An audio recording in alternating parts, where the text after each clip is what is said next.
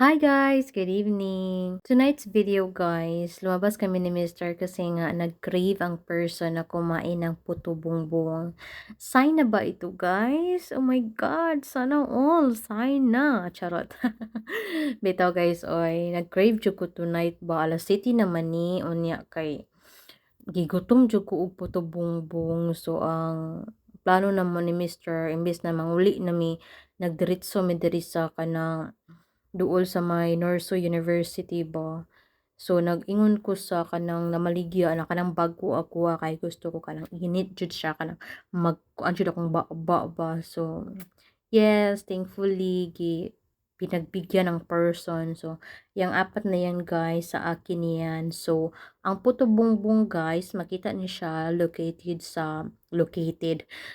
siya sa kanang gawas sa Norso University guys ba sa may Freedom Park, Dumaguete.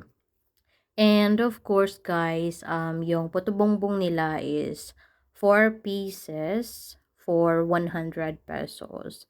Tapos, sulit na kayo guys ilang puto bongbong. It's because nasa lagi pamutang na kanang cheese, tapos yung mga, ano sa tawagan ng, kanabitang coconut ba, nagikuan na grated coconut? Mao siguro na. Basta kay mao na siya 'no. Unya gibutangan po na niya og kanang nangita kog sugar ba kay abi na ko ang kanang puto bumbong butangan og sugar, wa man din ni sugar 'no. Condense man nila ang ibutang di ay 'no, pero okay lang kay tamis-tamis man pero nindot unta tong na sugar ba kay mo crunchy-crunchy sa imong baba kay na magtingog-tingog 'no. So nag-ask ko sa may tindero nga padaghanon ang cheese kay masarap talaga in town ng daghang cheese kay malasa gini mo ba ma-feel nimo ang kalami, charot. Hoy naunsa naman ta ani, uy nag-crave raman unta, unsaon naman ni naabot naman ta aning lami-lami oy. That's it guys, thank you so much for watching 'no, nag-uban jud mo sa ako ano, naunsa naman ni atong sinultian dring dapita oy.